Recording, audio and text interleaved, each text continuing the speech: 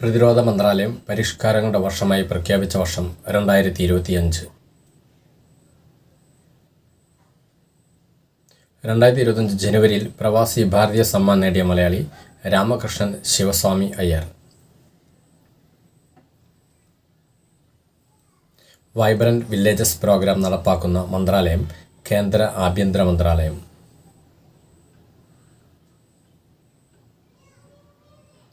2025 straight thunder 2025A എന്ന പേരിൽ പുതിയ സൈനികാഭ്യാസം ആരംഭിച്ച രാജ്യം ചൈന.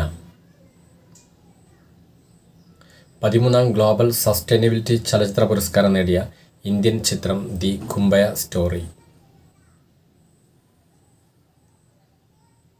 ഇന്ത്യയുടെ വന്ദേ ഭാരത് സീരീസിലെ ആദ്യ സ്ലീപ്പർ ട്രെയിൻ പരീക്ഷണോട്ടം നടത്തിയത് ഖജുരാഹോ ടു മഹോബ, മധ്യപ്രദേശ്.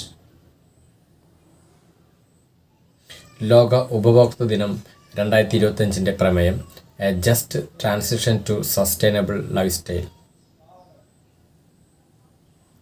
2025 നടക്കുന്ന ഫോർമുല 1 ഗ്രാൻഡ് പ്രിയുടെ വേദി മെൽബൺ.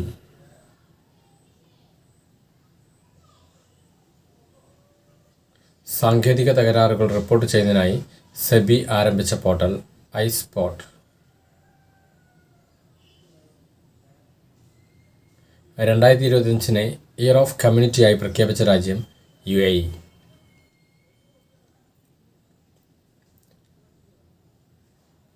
ഈസ്റ്റേൺ മാരിടൈം കോറിഡോർ ഇന്ത്യയിലെയും റഷ്യയിലെയും ഏത് 2 നഗരങ്ങളെയാണ് ബന്ധിപ്പിക്കുന്നത്? ചെന്നൈയെയും വ്ളാഡിവോസ്റ്റോക്കിനെയും. സ്പേസ് എക്സിൻ്റെ ഫാൽക്കൺ 9 റോക്കറ്റ് വിക്ഷേപിച്ച ഇന്ത്യയുടെ GSAT-20 ഏത് തരം ഉപഗ്രഹമാണ്? Communication satellite. അന്താരാഷ്ട്ര 2020 ക്രിക്കറ്റിൽ സെഞ്ചുറി നേടിയ ആദ്യ Indian wicket keeper Sanju Samson.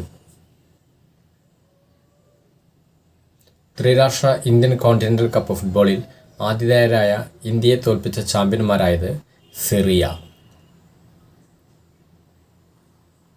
International astronautical ഫെഡറേഷൻ്റെ പ്രശസ്തമായ വേൾഡ് സ്പേസ് അവാർഡിന് അർഹനായത് S. സോമനാഥ്. 2024 G7 ഉച്ചകോടിയുടെ വേദി ഇറ്റലിയിലെ പുഗ്ലി.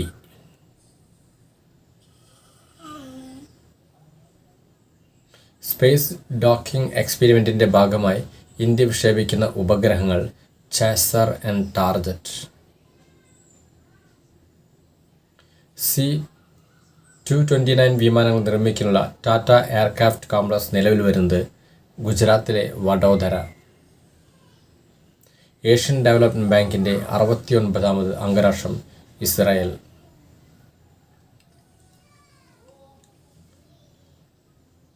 കോങ്ക്രെ ചുഴലിക്കാറ്റ് ഏത് രാജ്യത്താണ് നാശനഷ്ടമുണ്ടാക്കിയത്? തായ്വാൻ.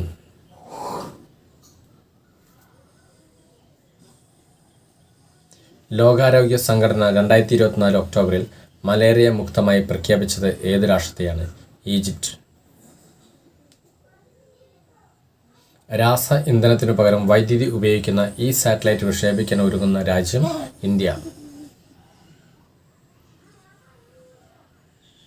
കർഷകരിൽ നിന്ന് എല്ലാ വിളകളും MSP നിരക്കിൽ വാങ്ങുന്ന ഇന്ത്യയിലെ ആദ്യ സംസ്ഥാനം ഹരിയാന.